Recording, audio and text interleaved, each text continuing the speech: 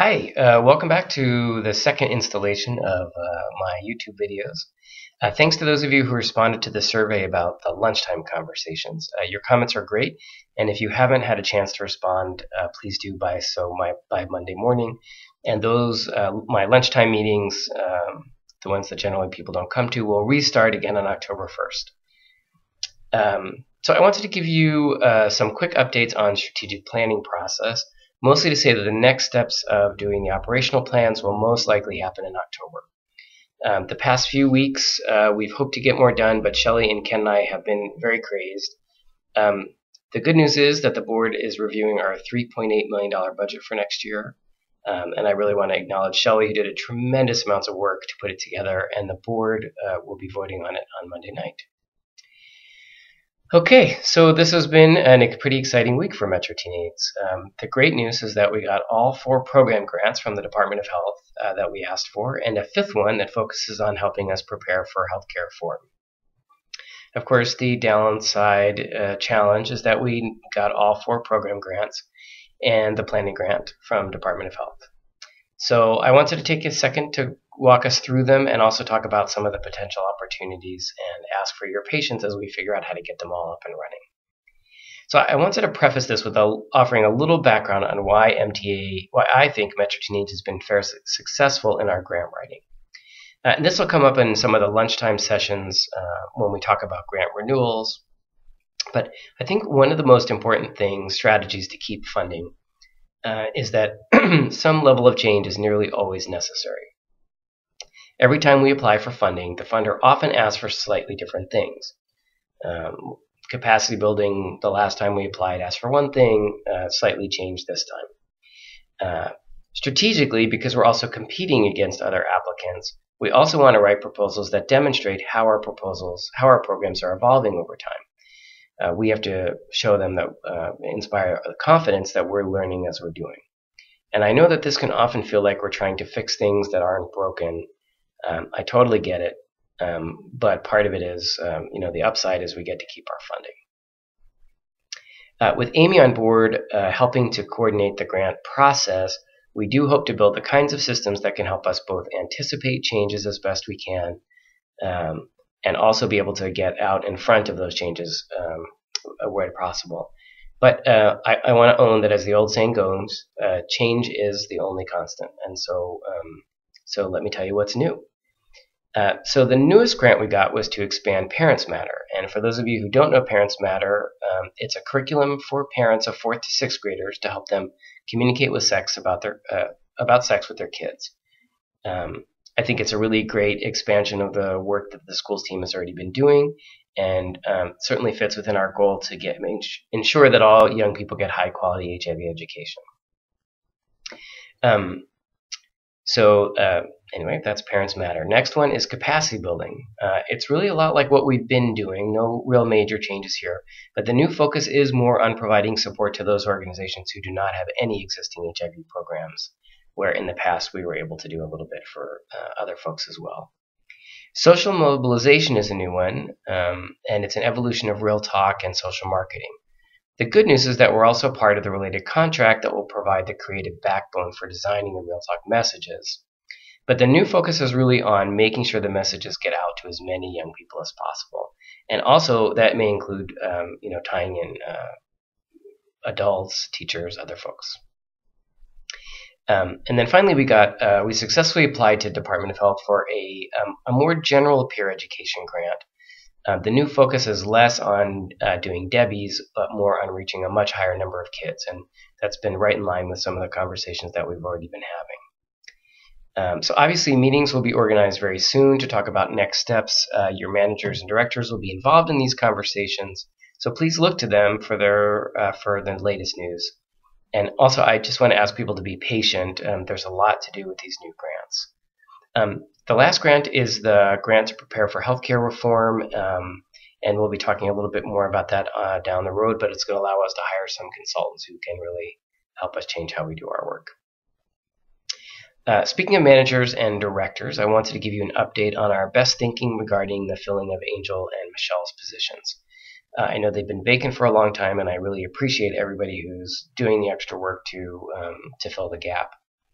I do apologize that we've taken so long to make a decision, but a few things. One, we were waiting to hear on these HOSTA grants.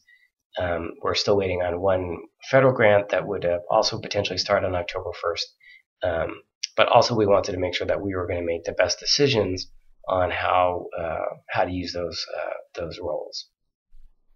As a little background, over the course of the last year, I've talked a lot about the difficult environment that we're currently operating in. And I still wake up most mornings and read the paper for all the external events that could have an impact on our work. And it's quite a list. European economic problems, the potential debt cliff, never say this right, but sequestration, and just the general economy. All these things impact who's going to fund us and how robust funding will be. So you get the picture. So in order for Metro Teenage to be strong in the long term, we need to make sure that we have a few things in place. We've already started the first one, a strategic plan.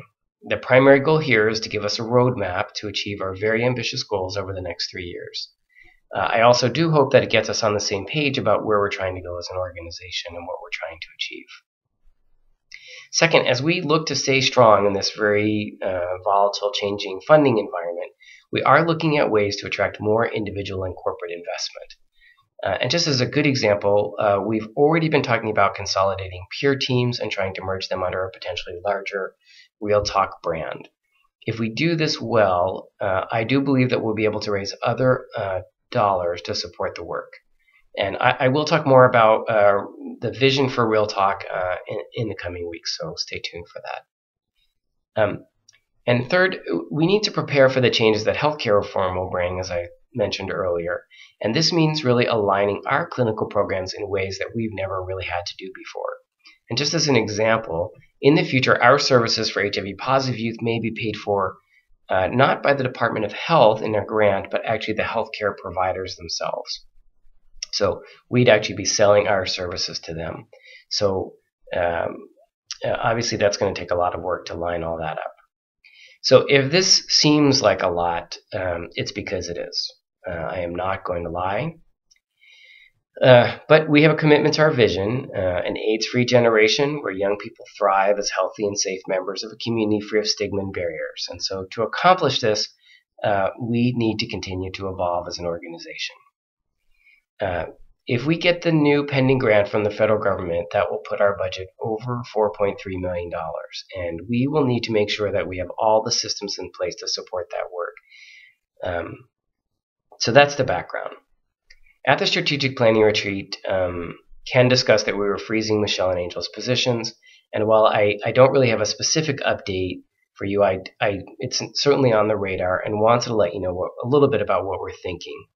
In order to move us forward and to be responsive both to our internal needs and the stuff that's come up in the retreats, for more communication, more accountability, and the external need to move us strategically into our next phase where we're able to ensure that we're raising the money that we need, we are seriously looking at the solutions that would help create stronger systems for Metro Teenage. And by systems, I really thinking of annual planning, communications, flow, all that kind of stuff. So really what we're looking at is what's the right structure for Metro Teenage to be able to achieve and thrive in this difficult environment. So if you have any more questions, of course, feel free to let me know. And as I know more, we'll let folks know. And related to all of this, I do want to say that I was personally very moved by our retreat last week. I appreciate everybody's honesty, and I really wanted to make sure that we can incorporate as many of the concerns and suggestions as possible into the organizational structure.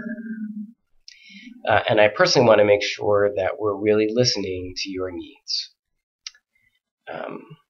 So again, thank you for your participation. So a few more quick things and then I'm done. So on the survey about the lunch thing I sent out, a few people asked about how they could get more involved in helping to raise money for Metro Teenage. How we go about raising dollars from individuals is certainly on my list of lunch topics, but in the meantime, if there are folks who you think would be interested in investing in our work, please do talk to Colleen and we can either add their names to our email list or we can work with you to come up with a strategy for approaching them. Two, I wanted to give a quick update on the space issues. The board will be discussing the potential sale of the Wright House at their meeting on Monday night. I'll keep you posted on any decisions they make. Given that even if we decide to sell the space, we don't know how long it would take to purchase a new one, we are looking for new space. We have heard that we certainly are looking for confidential space for clinical services, and we're also looking for space that would, same connected or separate, that would allow us to move some or all of the people out of 1230. Keep your eyes open, and if you're interested in helping look for or visiting spaces, do let Shelley know.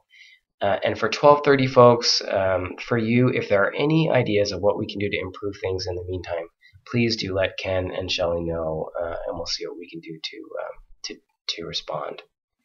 And finally, I wanted to give a shout out to Raul, who has been thanklessly and very tirelessly working the MTA Twitter for something like the past 100 years. So thank you, Raul. And I also wanted to thank Raul, Dwayne, and Colleen and Jason for working with one of our board members, Jeff White, on creating an external communications team for Metro Teenades. As they begin to work on their master plan for giving us a better website and other such things, I'm sure they'll be reaching out to all of you. If you have ideas, please feel free to contact them. Okay, enough from me. I will see you at the Shaw Library. Thanks.